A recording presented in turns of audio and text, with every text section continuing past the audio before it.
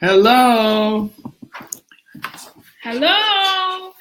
Here we are. All righty. Move over. I'm moving in. Yeah, all right. She's moving in, everybody. She's crowding me out. I'm going to do like this, but then he puts it right. No. All righty here. We have Yoga Sutras. Wait a minute here.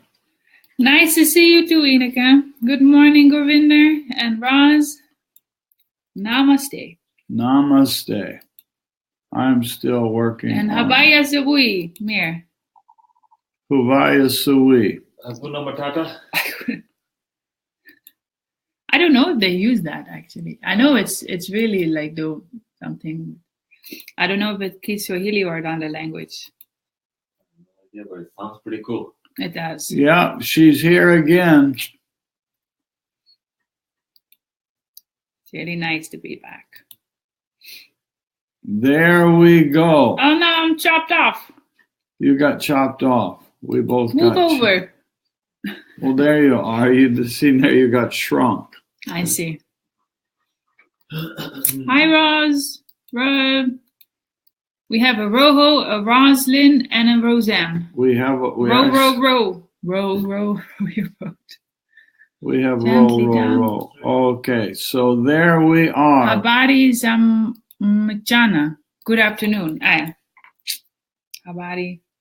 What are you saying? Mir is teaching me Kiswahili because I was saying Habari Asabui, but it's Habari za Mchana. Hi, Mir.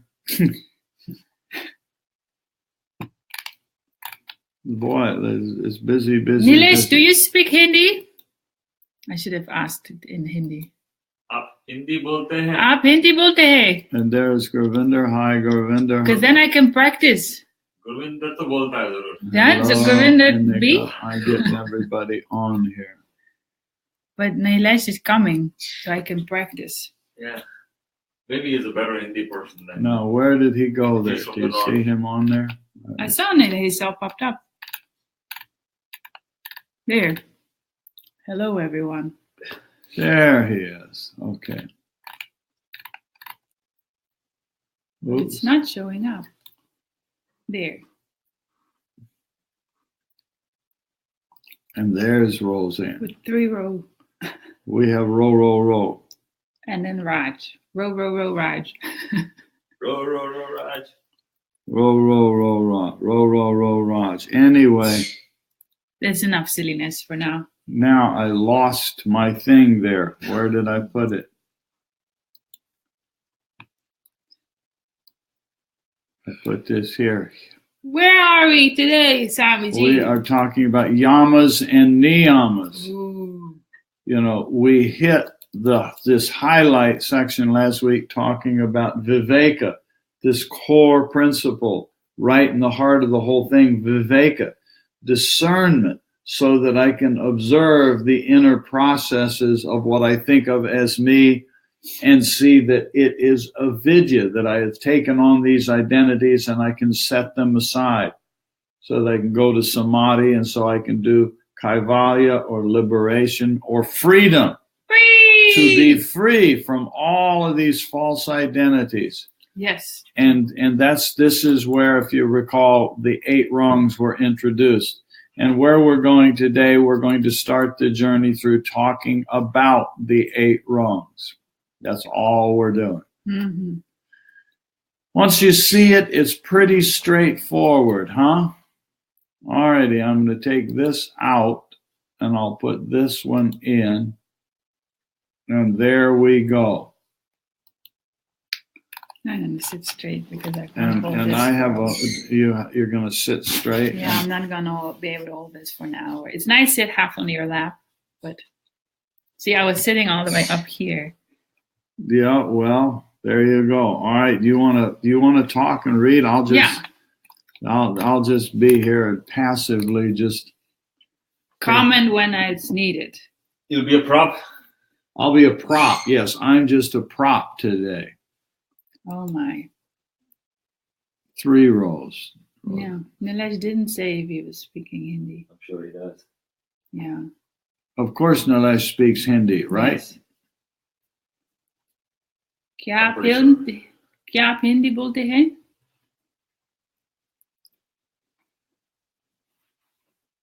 Maybe even his mother tongue. Yeah, that would be good because Probably. because that's better than you. That's why I wanted to. Speak Get better. Now I'm anticipated. going to be abandoned. Where are Yes. you from, Nilesh? Where are you from in India? You told me, and I have forgotten. City or district or province or whatever. But indeed, I could practice with Mir as well. He speaks like 5 languages. Okay, the first of the 8 Is rungs wrongs of yoga is the 5 yang. You want me to say or not? You can. I was just. You were just sitting Yeah, but the there. page was gone, so I couldn't read. Complaining. The first of the 8 rungs of yoga is the 5 yamas, which have to do with training your actions, speech, and thoughts in relation to the external world, particularly with other people.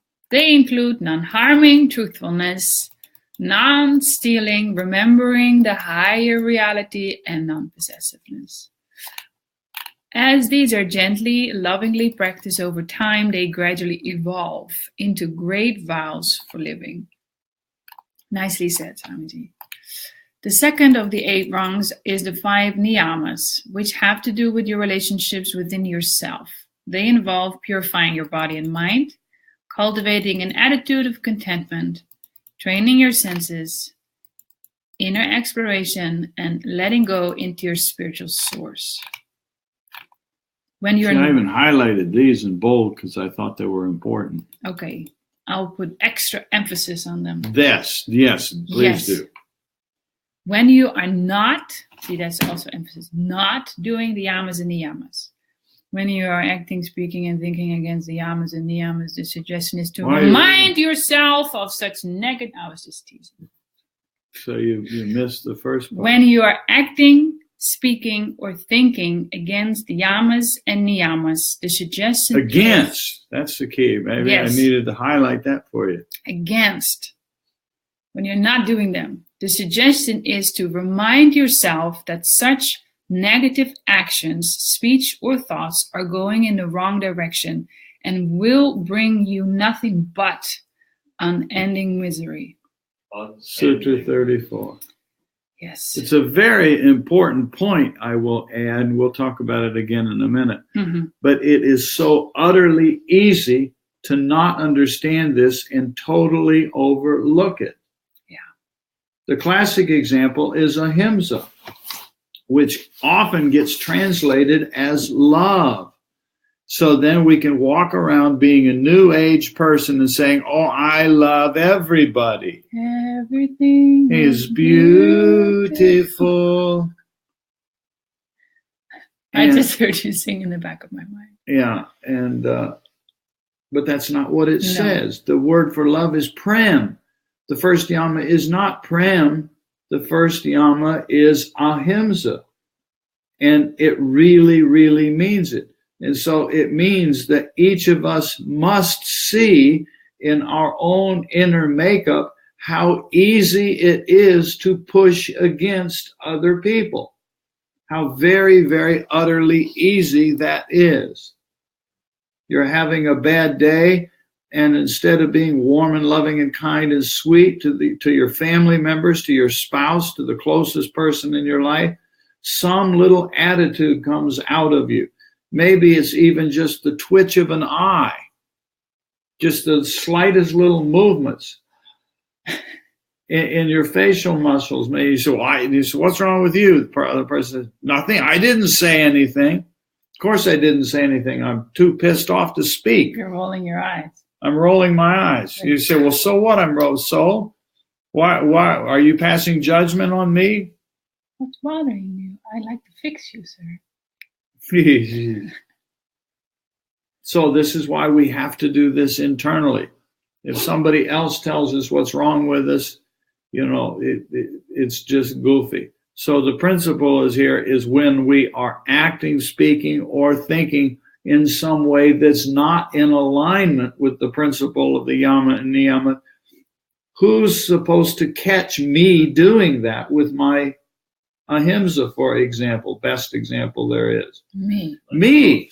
I need to catch it. And then does that mean that I have to walk around doing what Swami Rama sarcastically calls the Western mantra? Oh, I'm sorry, I'm sorry, I'm sorry, I'm sorry, I'm sorry. No, it's about acknowledging this. No, it's internal. It's acknowledging. Like, this is not the right This way. is not useful mind. This is going in the wrong direction. And that's all you have to do. And when we get to that actual sutra, we'll break it apart. It's a little tricky to find it in the first few times around. Yes. Okay, carry on. But indeed against. It can be as straightforward as silently repeating the words to yourself, mind, this is not useful. This is going to bring me nothing but more suffering and lead me into greater ignorance or truth. It does not mean putting on a poker face and pretending you are doing what you want to do. This simple practice is an extremely important way to balance, purify, and train the mind. There you go. 27 varieties of negativity. Those contrary actions, speech, or thoughts can be done by oneself, got done by another, or merely approved of. They may be accompanied by anger, greed, or delusion. They may be mild, medium, or intense. Thus, there are 27 combinations of these three triads. Awareness and witnessing of these is a very useful part of discrimination, which is the key to enlightenment, as we have all paid attention in the last session, is viveka. Viveka, huh? Wow. Why practice the 8 rungs?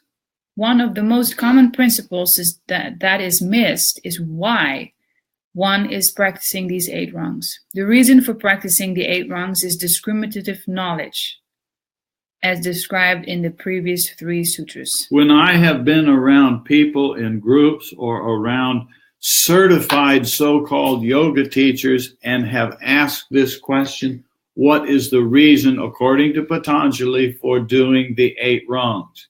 If the person has even heard of the 8 rungs.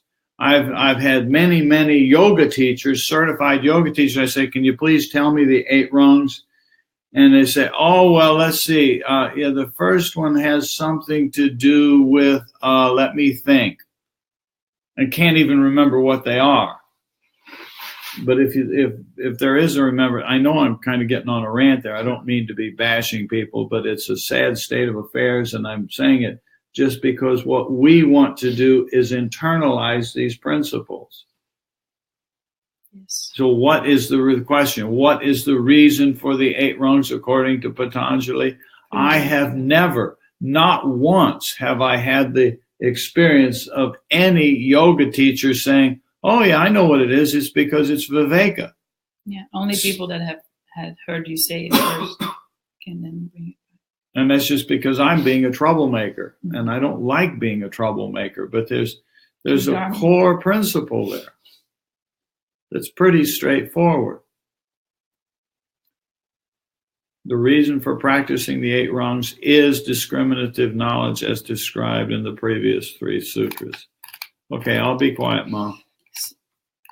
Non-injury or non-harming, ahimsa, truthfulness, satya, abstention from stealing, asteya, walking in awareness of the highest reality, brahmacharya, and non-possessiveness or non-grasping with the senses, aparigraha, are the 5 yamas or codes of regulation or restraint, and are the first of the 8 steps of yoga. The 5 yamas are considered codes of restraints, abstinences, self-regulations, and involve our relationship with the external world and other people. Click to the link to go to the sutra. Ahimsa, non-violence, satya, of non-harming, and non-injury, and my favorite, as you say, is non-pushing. Satya, truthfulness, honesty. Asteya, non-stealing, abstention from theft. Brahmacharya, walking in the awareness of the highest reality. Continence, remembering the divine, practicing the presence of God. Aparigraha is non-possessiveness, non-holding through senses, non-greed, non-grasping, non-indulgence, non-acquisitiveness. It should be self-evident that having a good relationship with the world and other people is imperative if we wish to sit for meditation and experience the depth of self-realization. I was remembering somewhere I must say, you sit and for so long you get up and you kick the dog. He said that? Or you said that. I Take said off your belt and you hit your dog. I said that. You said that. I'm mixing they're one and the same. I'm mixing them up. Both babas. Babas. Mix up babas. Yes. So that's why I had a little chuckle there. The 5 yamas are the means of building that relationship. It is easy to mistakenly lump these 3 together, action, thought, and speech, as if they are one concept. Actually, they are 3 separate practices which work together intimately. To cultivate awareness or mindfulness of actions, speech, and thoughts as separate entities is very important. Witness your actions as an independent practice, though related to the others. Witness your speech as an independent practice, though related to the others. Witness your thoughts as an independent practice, though related to the others. Actions. The first level of self-awareness and self-regulation is that of actions in the external world. Each of the yamas are consciously cultivated at the level of actions.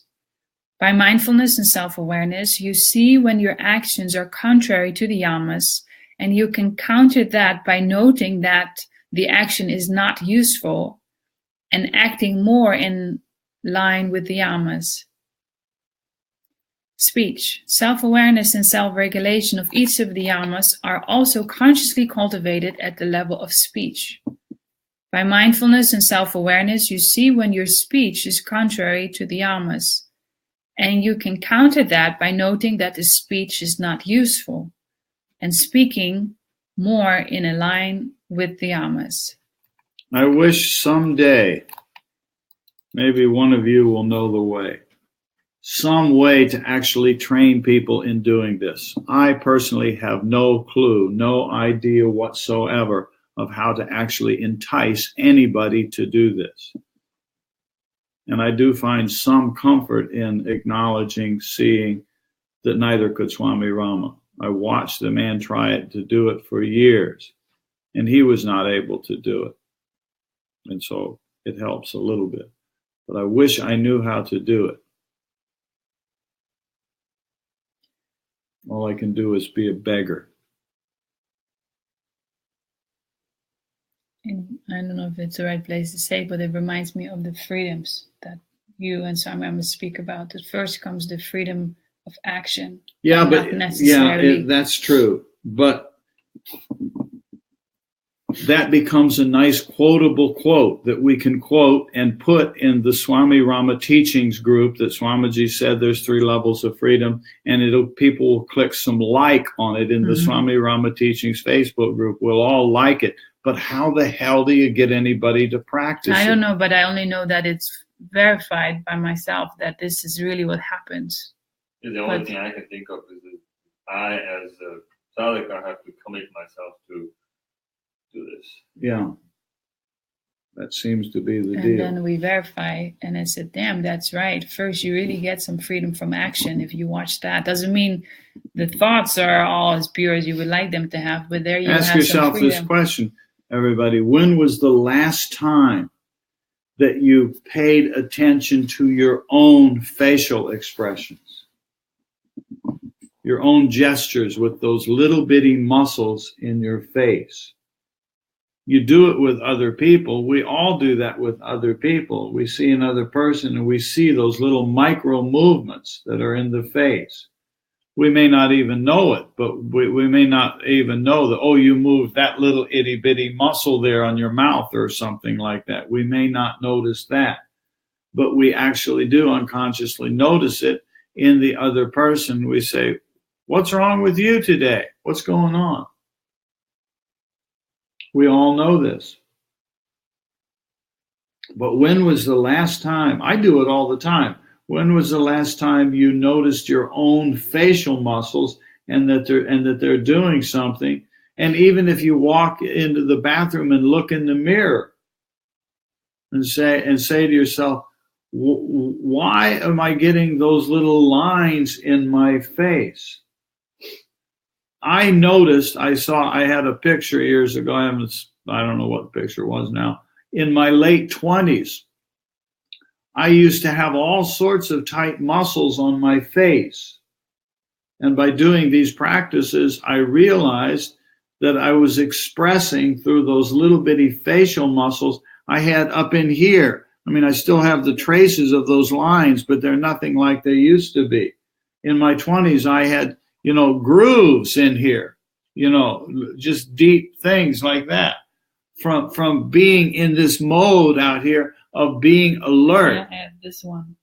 And even though it's relaxed now, it's from this, doing this. Yeah, and so this is an example. Thank you. Can everybody see what she just did? I'll put you on here, and you can animate that. Look right here. See what she's doing there? She's showing you. And so I still have it, even though it's relaxed. It's still there. Because of squeezing in the sun and just being, and of course tension, but both. But listen to what you just said. Well, of course, tension. To me, it's not, of course, tension. That's the big one. Yes. Who cares about the sun? No, yeah. And the tightening in the jaw that you can feel internally once you notice it. Yeah, now I'm feeling so much here. Yeah. And so we have to do this ourselves. If I walk around and say, Ma, look what you're doing there. Ma, look at your jaw there like that. If I walk around checking out her jaw like this, that's very insulting. It's very invasive. Mm-hmm. What kind of therapy is that? Well, one of the things it's called is Gestalt therapy. A man named Fritz Perls developed this kind of Gestalt therapy 50 years ago. I saw some videos of him doing this with a young woman, and it's absolutely disarming. I should see if I can find that video. It's probably on YouTube. But anyway, you do like this, and so I look at Raj and I say, Raj, you just sneezed. Raj, you just sneezed. Raj, you just moved your lips. You just nodded your head. You just tightened your lips again. You just moved your wrist. You tightened your wrist. Now you just tightened the muscles in your neck. And if you do that to somebody within the matter of a few seconds, isn't this true? You feel looked at. What is it doing? Yeah. It's very, very uncomfortable. It's extremely uncomfortable if somebody external to us is just simply telling us what our own facial expressions and body gestures are. It's extremely disarming. Now, the reason that Fritz Perls did this with people in psychotherapy sessions is because it caused the underlying stuff inside to come forward. He knew that it was disarming to people, but it caused stuff to come forward so that then they could do talk therapy about it and hopefully have some improvement. But that's not what we're trying to do to one another.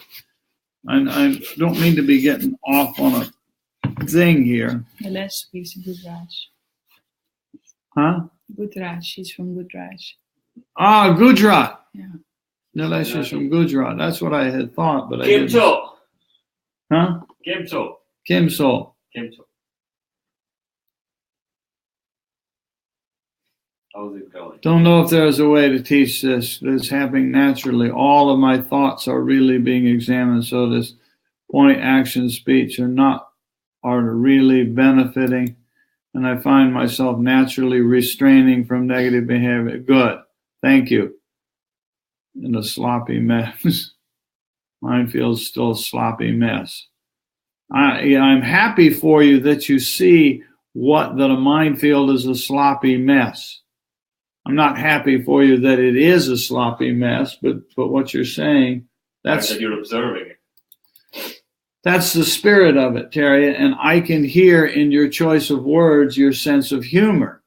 Your sense of humor comes through in the phrase when you say my mind's a sloppy mess. So you're not crying, you're not falling all over yourself with guilt because I'm a sloppy mess and blah blah blah blah. That's not what to me that's not what you type there. I see the humor in that.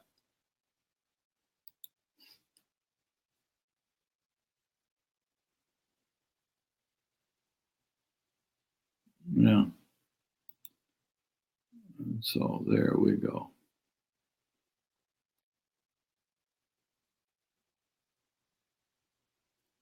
The thought comes before the action. And the thought comes before the action, yes. But we don't want to stop there. That's the concept. What we want to do is observe the action and then internally carry it back to the thought. So that Raj can sit there and internally observe, gee, my facial muscles are moving. Swami Jay's sitting over there pointing at them. And internally, Raj gets to sit there quietly, privately, internally, ponder, gee, why am I doing this with these muscles? And if we're sincere, some answers will come from within. And they will probably have something to do, with not living the Yamas. Some aspect of it is off track.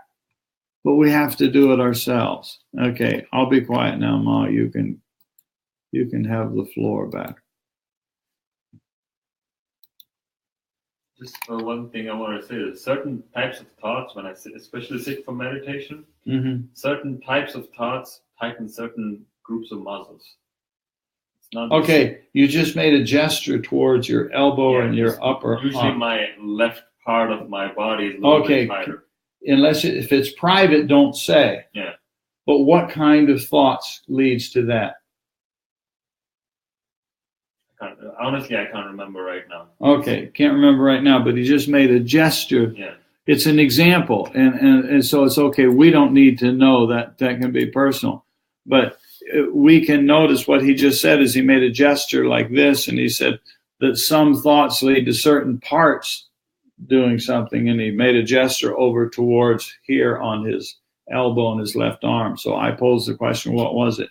And that's what we want to do. We can internally, when it happens. So now you're trying to ask you to remember back and you're not remembering.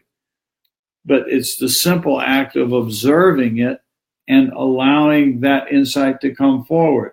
And what we discover for ourselves, not because it's a theory of Swami Jay or Swami Rama or Patanjali or anybody, we discover for ourselves, some deep samskaras of some kind are expressing themselves outward, and since it's not don't have a way to express it out here, it's doing it in this kind of way. And then you say,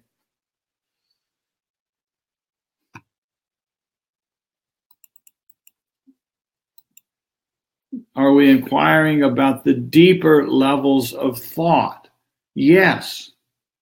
Because why? We want to use the viveka to get beyond the avidya, which means the false identity, which means purifying the karmashaya, the field of samskaras. So the yogi in us wants to not merely do some form of behavioral psychology and modify my behavior out here so I'm being very nice to the world out here. You look so charming. And I look so, thank you. And you're looking pretty nice yourself today, Raj, too.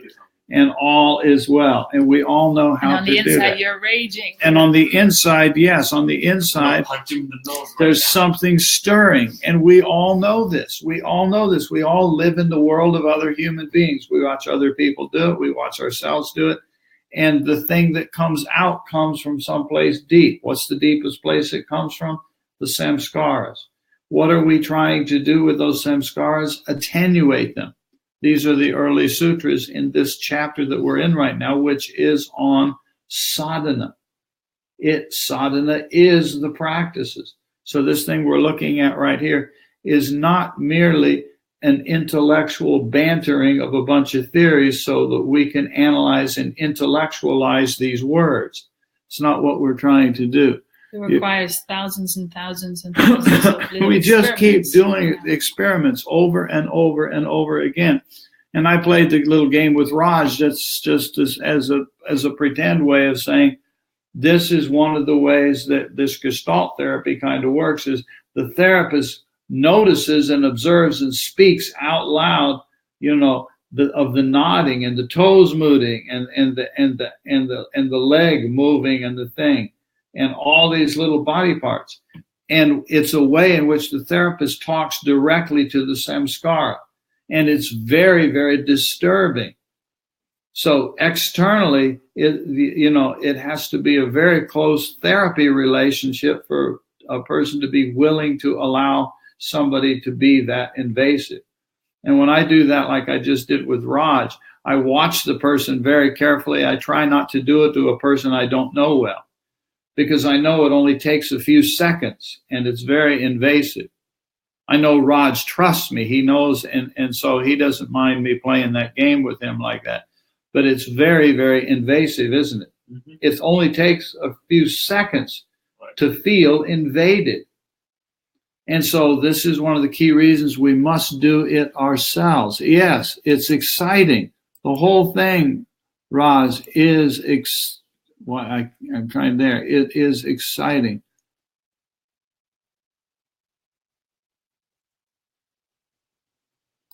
Cognitive senses preface physical ones. Yes, I don't know, cognitive senses. Well, if you're talking about the karmendriyas, this is what happens. The samskaras are in the latent unconscious. They come forward. They skip the conscious mind and send a signal directly to the physical body. And we do it without conscious awareness. And so that's what the preface is. I keep clicking thing here, and then I'm not seeing.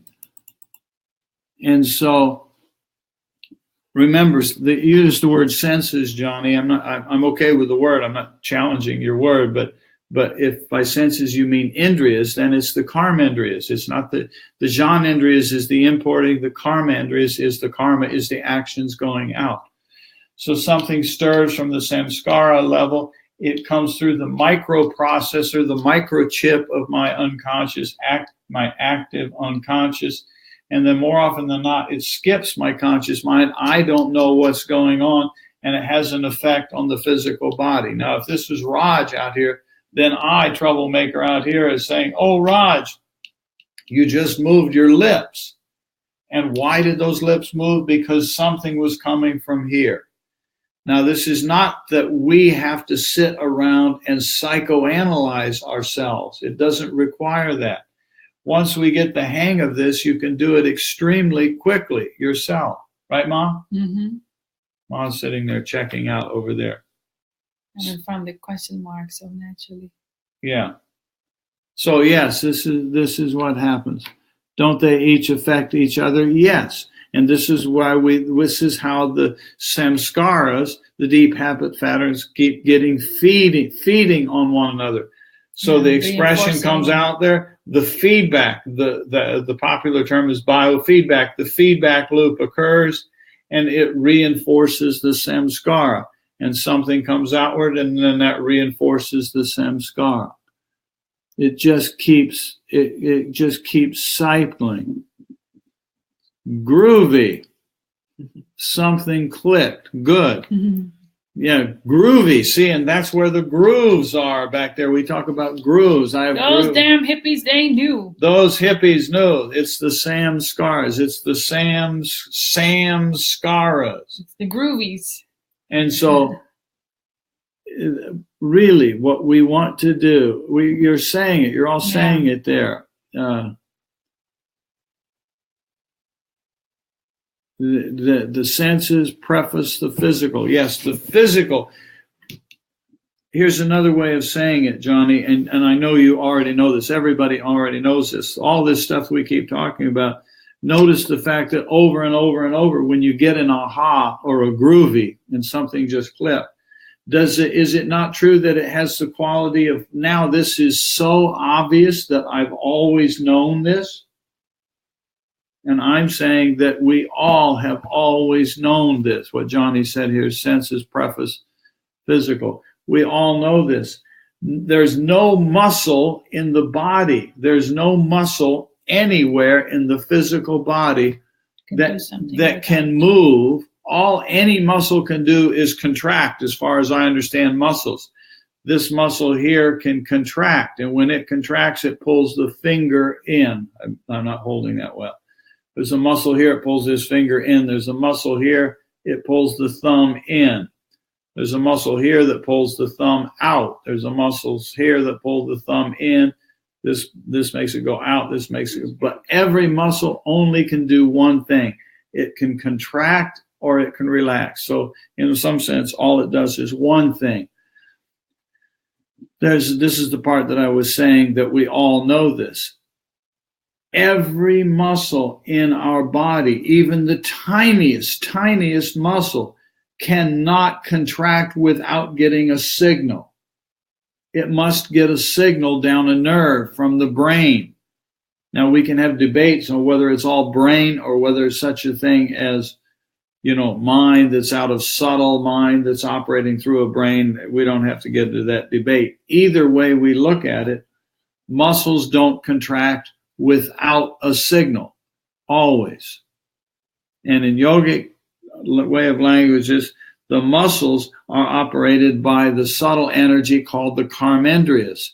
The karmendriyas got their direction or are employed by manas. And manas is operating more often than not. Buddhi is asleep and not seeing clearly. So more often than not, manas is operating because of the samskaras stored in the chitta, the samskaras that are simply klesha. They are attractions, aversions, and fears. They are false identities. And they're trying to express themselves, so they just work out their way out unconsciously through the manas. The manas employs the karmendriyas, and the karmendriyas employ the brain and the central nervous system and the little nerves that go to the muscle. And before you know it, my hands are contracted. And I'm sitting there having a conversation with another person. We're having this nice, respectful conversation. Imagine she's my wife and we're sitting there having this nice conversation over breakfast about how we're doing today. I'm scared by the thought, and I see those fists. That's what I'm saying. Now, she sees my fist. That's why I just did that. She sees my fist. The question is, do I see my fist? And if I see my fist, then it doesn't take but just a moment. If I'm a yogi and I'm practicing this stuff that we're talking about. It's not useful. It's just, I don't even have to say the word. After a while, I don't even have to say the words. Oops, it's not useful, but that's the meaning behind it. And I realize, that's the clarity of Viveka. It's the clarity of Viveka. The buddhi gets clearer and clearer and clearer. And if I have to wait and she says to me, oh, dear sweet husband, you're an asshole. You're about to punch me again. No, I didn't do anything. She said, well, look at the fist you're making. I'm not making any fist. And so if the observation comes from her outside of me, and she gives me the observation about my holding on with these muscles, then it's invasive. And you'll naturally defend. And I will defend against it. If we're doing all this shit unconsciously, we just won't see it. But so who needs to be aware of the muscles in my hand? Me. It's my hand. They're my muscles, so to speak. And then we can gradually learn to retrain ourselves. And again, this is not talking about psychoanalysis, and it's not talking about creating an obsessive compulsive disorder where I'm always walking around. And unfortunately, sometimes we can But you can see this sometimes where a person is walking around and everything is so flat that inside I may be creating cancer inside because my unconscious mind is going to manifest somehow. And I will not allow it to come out in my facial expressions. I'm going to always have a nice, smooth face, and everything is beautiful and high. It's so nice to see you today. All is well, isn't it? That's when they talk about in body language about micro expressions. Micro expressions, yeah. We have a DVD here, if you're ever here and want to see it, that is talking about micro expressions. That the psychologists are able, a good person is able to catch it. Yeah, you can catch it. And then you can really see you can't train those, they say. Yeah, you can train a lot of your body language. This is the difference between trying to train the surface body language and thus disconnect and, the layers. and attenuating the clashes. Yes. This is what the yogis were trying to do. We're not trying to put on a fake face out here. We're not trying to pretend out here with my smiley face. I want to be free on all levels. Yeah, and what we want yogi, we want to do it back here in the latent unconscious, because then I don't have to restrain those facial expressions. They're just not happening. It's tiring to. It's very tiring to control. So look what happened right now. What happened to those? I think they're not there. They were not there because there was. I did notice that when you put your arms like that, I started to move my arms like this. In defense mode. Protecting. Protecting. Yeah. Anyway, I'll shut up now. I hope it's groovy for one of the rows. The Roz row. Micro expressions, Roseanne. Yes. They're what I was talking about a little while ago. That's just a fancier term. Those, I refer to them as those little bitty muscles. Mm-hmm. And so they end up being micro expressions. I remember watching Schwarzenegger as not as the actor, but when he was in Governor, and he was giving a speech, and he was trying to be happy or trying to not, and then you saw in the meantime, I think it was him. Was. Then you saw how angry he was. In this DVD on micro expressions, they took the videos. One of them was Schwarzenegger. They did some other people too. And they, of course, in the video, you can pause. There are something like 30 frames per second. So there's 30, and so you can pause on any one particular one of those frames. And so when they froze frame on Schwarzenegger, you saw this face that was like this. But when you saw it in motion, you didn't see it because it happened so fast. Yeah. And so we don't have to be obsessive about that, but there's a spirit behind it that we are talking about. I'm going to practice ahimsa, the first yama. I'm not violent. And I also I think needs to be said is that having expressions and using your muscles while you speak is not bad. No, it's the not unawareness and the holding on to things that are not needed anymore. Often when we pause Swami Rama in his DVD videos, there's a major expression and he flips through a bunch of them really quick because he's just articulating what he's trying to convey. He's very, very animated. Yes. Yeah. So we were watching yesterday, and a few times he was so strict. He was looking at you really, people, please pay attention. This is important. But then he would go to a big smile, and then he would go back to it. It was so fast. He was not holding on to any of those expressions. And so we need to be aware. Yes. All right, I'm going to come back over here.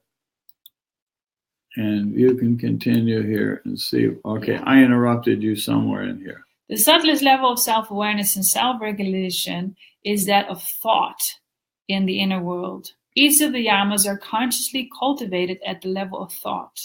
By mindfulness and self-awareness, you see when your thoughts are contrary to the yamas, and you can counter that by noting that thought is not useful and promoting positive thoughts that are more in line with the Yamas. See the selection of the article, 7 Skills to Cultivate for Meditation. We won't go there.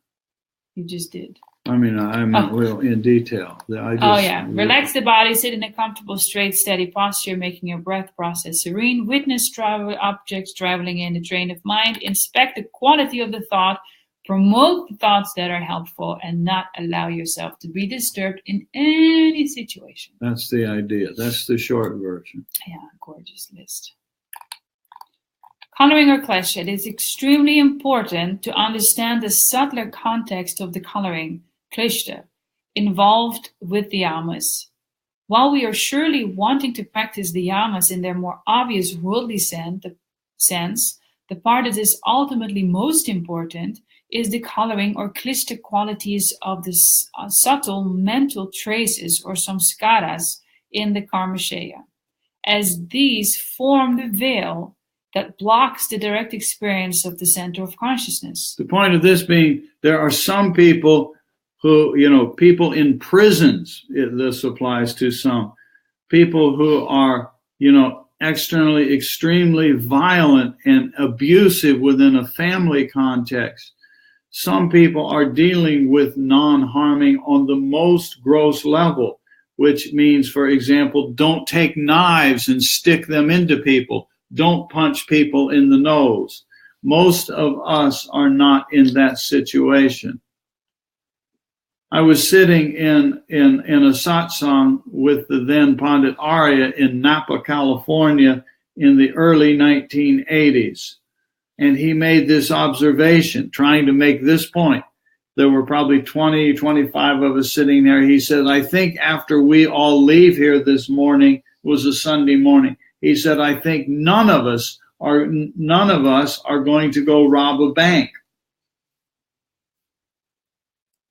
And we all kind of looked at it. Well, of course not. We're not going to rob it. But the principle he was driving home, I still remember it, and that was in the 1980s. It made an impression. We're not going to go rob a bank, but do we steal time from our friends and family members? Don't steal. Look at the subtle ways in which you take. You use the other person's thing and then don't put it back where you got it. This happens around here all the time when people come and visit the ashram. Things disappear. My classic example was I had a cooking spoon, disappear for over a year. I found your recording thing. And she found my recording thing. No, that was probably me. I mean, I probably put it there for safekeeping, but I don't know. It might have been maybe you did it. But I found my cooking spoon over a year later. It was in a box with the hammers. Somebody got the idea that the cooking spoon belonged with the hammers. Anyway, which is irrelevant here. And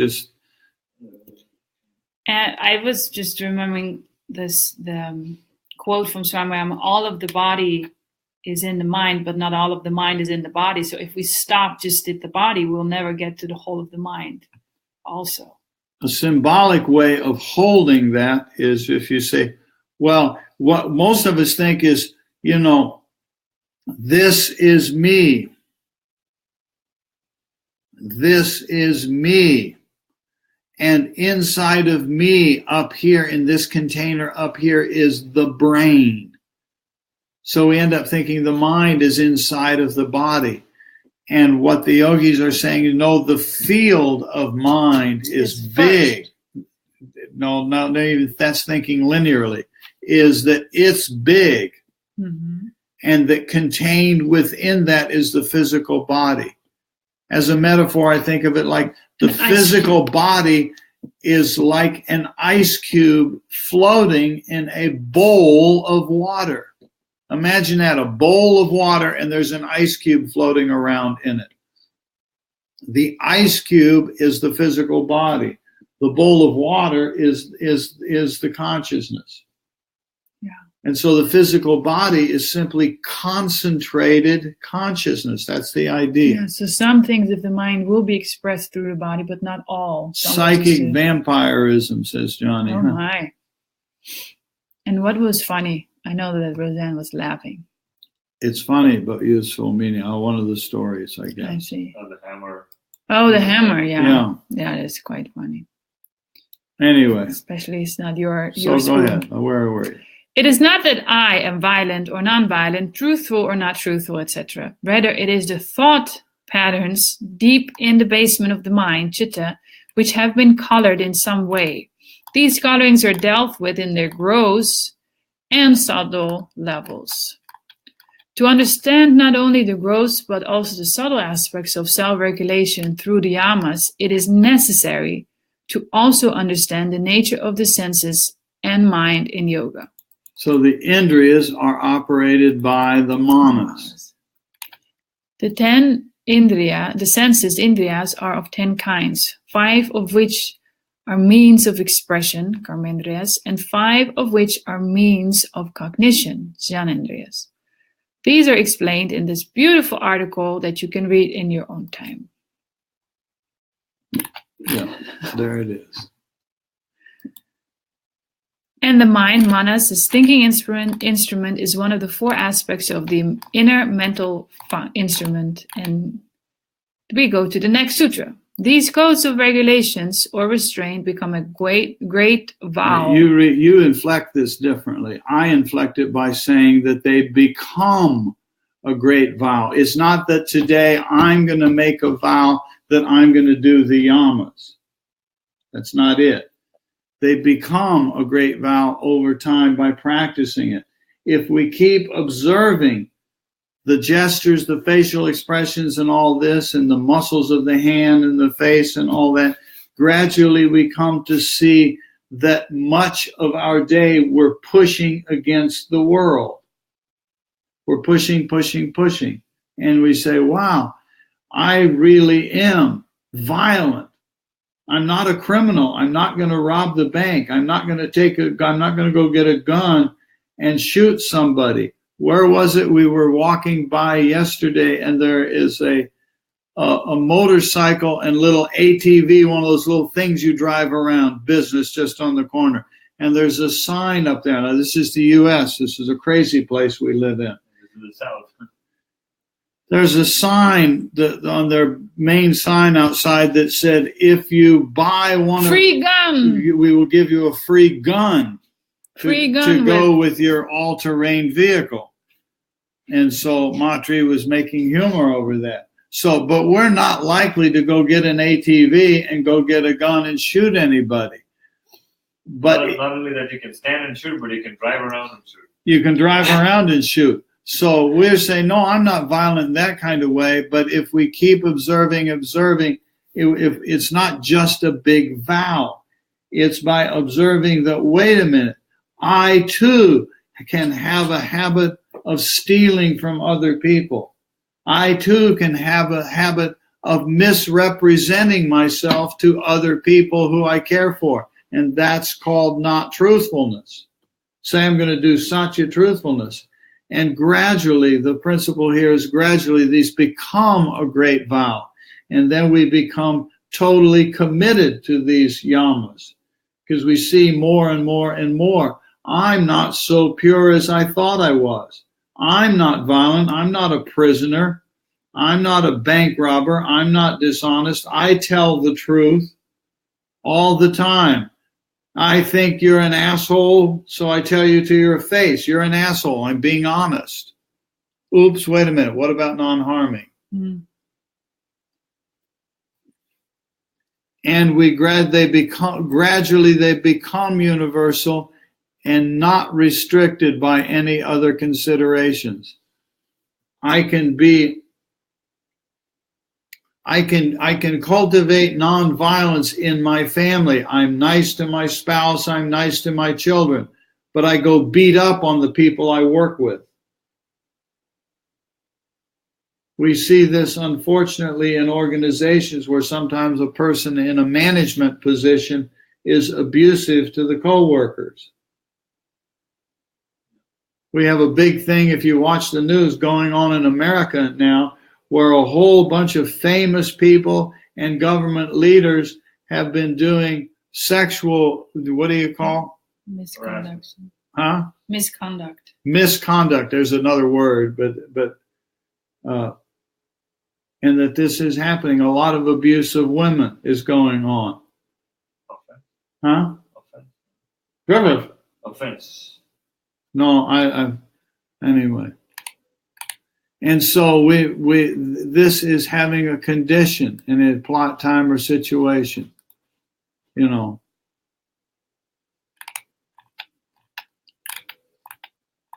Becoming great vows.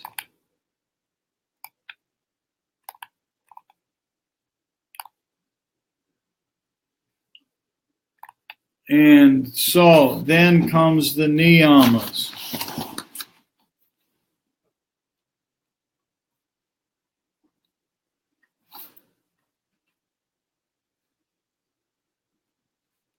And so let's talk about the niyamas next time. Okay? Okay. Okie dokie. Okie dokie. We're going to go run away in a little while. I don't have anything to talk about, so we're going to take the morning off. Hi, Rob. Rob snuck in. Harassment. No, harassment. Yes, they all capture the meaning. Well, ignore that statement. Mistype. What did you mistype? Katya Namaste. Oh, she must have typed something in and then deleted it. Huh? Yeah. So whatever it was. Katya. Did Katya show up? No, I think that is the missed. I wonder what that means. Anyway, that's okay. So the rule is ignore it. There's Inika. Hi, Inika. See you later. Okay. So, but there's no satsang at 10. That's what Swami said. We're running away. And impropriety is a good word, but I've been hearing the news. They keep using words, and I'm just blanking out what they're doing. Anyway, thank you all for playing with this. And I hope that way I was talking about today was okay and understandable and not just being picky. But really, we really do want to observe within. I mean, that's what we want to do. We want to observe within. Aye, Captain. Aye. All righty, so have a nice meditation. And what's this? That's Tripura. That's the silence after the Om. Oh. Hi, Barry. Oh, Barry has been here but being quiet. Oh. Thanks for playing, Roz. Row. The other row is in Carnegie Hall today, I think. Maybe. I think so. All righty. So, say goodbye, Raj. Bye-bye. Bye-bye. Dewey. Bye-bye. Dewey, in honor of the Duchies, Dewey. And what about here? Om Tats. There, let's let Roseanne can have the last word with a nice Om. She always comes up with good stuff. She's always or all. Yeah, she's always good with sort of the last word. And there's a Tat Sat, Om Tat Sat going along with it. Bye-bye all.